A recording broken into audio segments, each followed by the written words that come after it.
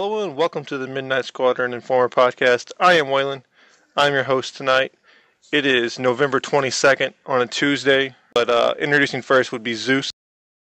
Hi, this is Zeus. I'm the XO of Guild Wars, and I'm just here to lick Oberon's shoes.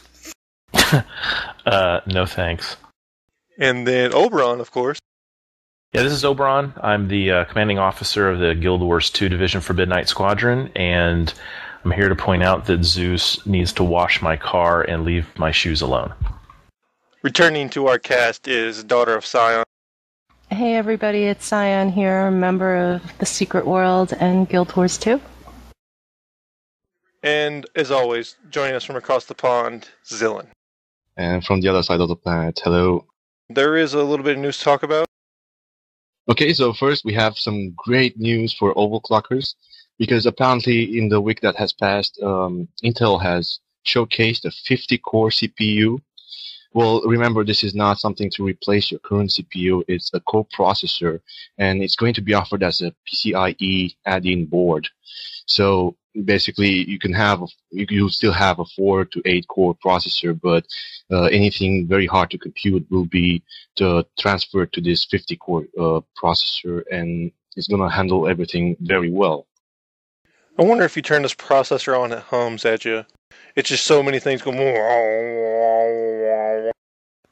What was that sound you did? Could you do that again? I'm afraid not. It was a one-off. EA, shocker, is being sued. Shocker, because apparently, I didn't hear this announcement, but when they announced their partnership with Sony at E3, they also promised that if you bought Battlefield 3, they will give you the arcade version or the PlayStation Network version of Battlefield 1943, which was a great game, well worth the $15. But I guess people were looking forward to that. Well, in light of the release, people were asking, where's our free game at? EA had changed their mind. In lieu of giving them the free copy of Battlefield 1943, to make up for that, they were partnering with Sony, and they were going to give Sony customers 1 week early access to all the DLC coming out for Battlefield 3.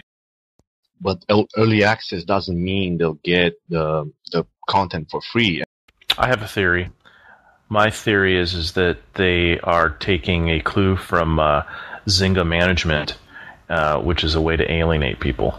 G4 TV, which is a fairly reputable video game news and all that good stuff, they're doing their video game deathmatch for the year. It's their user vote, and round 1 just wrapped up last. I think it was Sundays when it wrapped up, and then they started round 2. But one of the round 1 matchups was Call of Duty 3 versus Battlefield 3. And I am happy to report that Battlefield 3 won the first round with a 55% vote. Well, that was to be expected, isn't it? Because Call of Duty 3 is really just Call of Duty 2, which is really just a Call of Duty 1 modified. Our last bit of news for the week is South Korea is looking to impose a gaming curfew for the children of South Korea. And the proposed barring online gaming access to young people of school age between 12 a.m., which is midnight, and 8 a.m. Thoughts and opinions on this? I think it's the greatest thing since sliced bread. I have to agree. Full disclosure, I've got a 17-year-old son, a 14-year-old daughter, and a 6-year-old, so I'm kind of right in smack in the middle of this whole thing. And the bottom line is that I think that this is, outside of what the government should be stepping into, my personal opinion. I think this is a parent's responsibility. I think, if a kid is, out doing other things, I think there's a lot of things that somebody can be doing worse than playing video games after midnight, to be honest. And I just think that it's smacks of getting into people's personal business. Well, speaking of things that are Korean, I think it's time we looked at Guild Wars, which is done by a company actually here in the States, but their parent company is NCSoft, who is a Korean company. North Korean, right? I don't think anything good comes out of North Korea. Actually, nothing comes out of North Korea. Yeah, just stuff goes in and then just never comes back out. Without getting too deep into the crafting, I'm going to ask Scion to kind of go over a little bit about the crafting that's been announced and open it up for discussion about the benefits of the new crafting system and whether people like crafting in general. So Scion, why don't you give us an overview if you don't mind? Sure thing. So far, there's been some information released about the crafting system for the game. There's basically 8 crafting professions.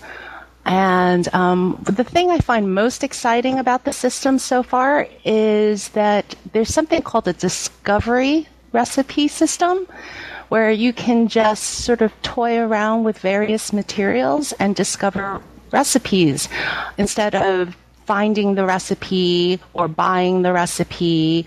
You can actually just play around and possibly find something that works.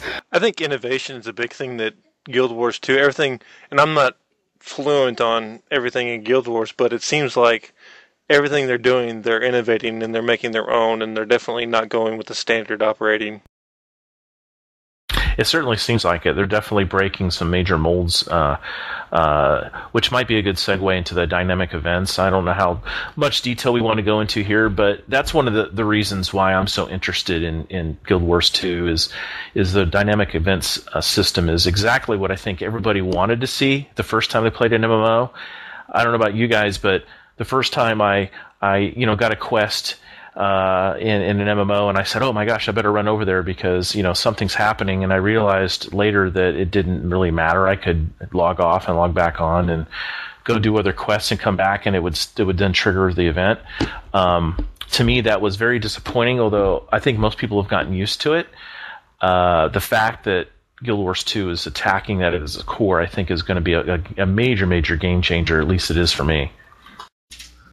Is there any other innovations that they're working on? Anything that radically game-changing between other MMOs and Guild Wars 2? No healers. No dedicated healer class. Yeah, but that's not innovation if you think about it, because the Old Republic has this system, and well, as long as they launch their games first, I'm gonna say it's their innovation. Yeah, in the Old Republic, you don't have to be one class, and you can be a tank playing any class. So yeah, in Tor, of the 8 characters that you can choose from, 6 of those have a healing spec on them. So that's the big deal. It's not that it's no healers, that there's no real holy trinity. I mean, anybody can be anything. That's what Oberon was getting at. It's that anybody can heal themselves at any given time, except for when it comes to like maybe the Guardian, who can heal an area or keep people safe. But it really gives a different strategy, because you can be whatever you want to be. Yeah, it's the skills you choose, not the class you pick. It definitely allows for very creative party builds, too. Exactly. Yeah, that's a great point. The varieties are going to be much more varied than I think what Zeus mentioned, the Holy Trinity. I think it's going to be... You'll end up having some clusters, I think, because people will find good synergies. But in general, I think it's going to be much more varied, which is going to be interesting.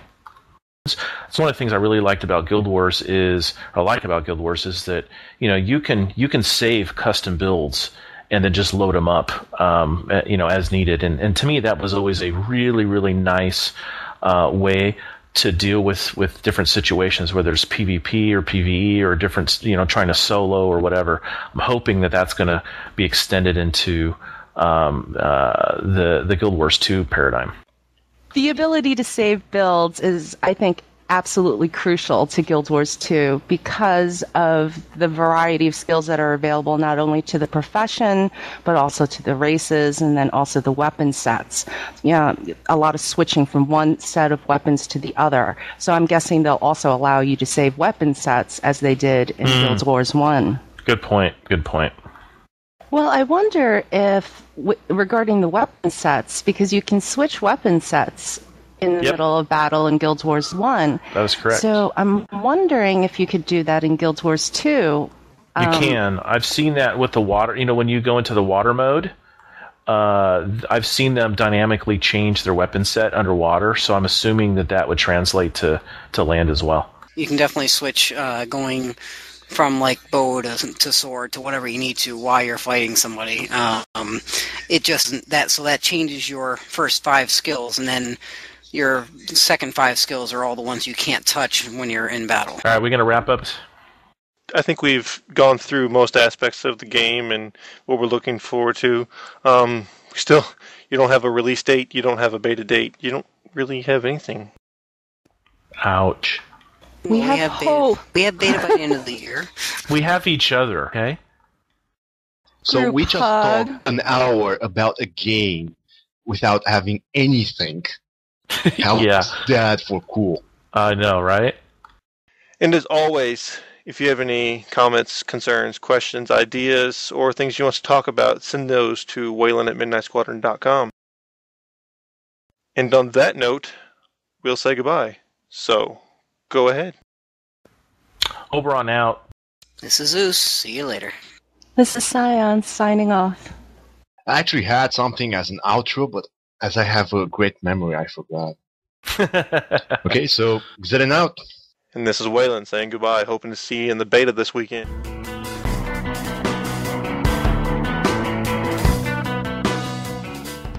And now, the musical stylings of Scion and her girl, Cat. That'll definitely help since the skills... Sorry. Was that a cat? That's my dog playing with his squeaky toy. Wow. We need to get your dog a little more butch there, I think.